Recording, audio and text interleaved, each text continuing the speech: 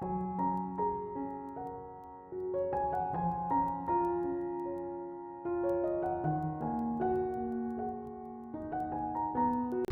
এলোমেলো ছোট্ট রান্নাঘরটাকে চলো আজকে সুন্দর করে একটু গুছিয়ে নেওয়া যাক।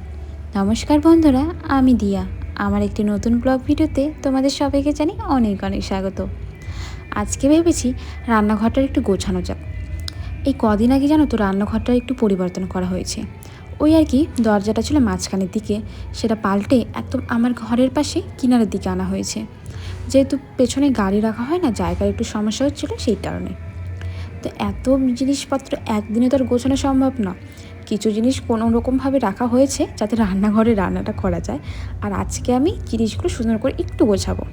দেখো, উপরে না একটা তাক ছিল যেখানে মশলার কৌটোগুলো রাখতাম, কিন্তু সেটা খুলে দেওয়া হয়েছে। এখন মশলার কৌটোগুলো রাখবো কোথায়, সেটা হয়েছে আমার এক বিশাল সমস্যা।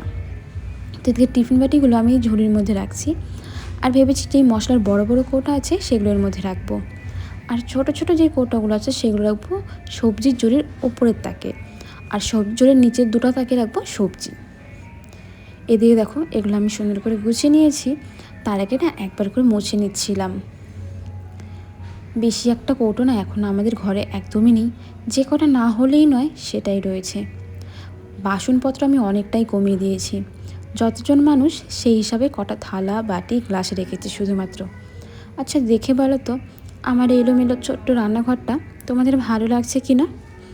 হ্যাঁ, একটু অন্যরকম, প্লাস্টিকের ভাঙাচোরা হতে পারে, কিন্তু হ্যাঁ গুছিয়ে রেখেছি কিন্তু, সেটা বলতে পারো। চলো বন্ধুরা, আজকে এতটাই।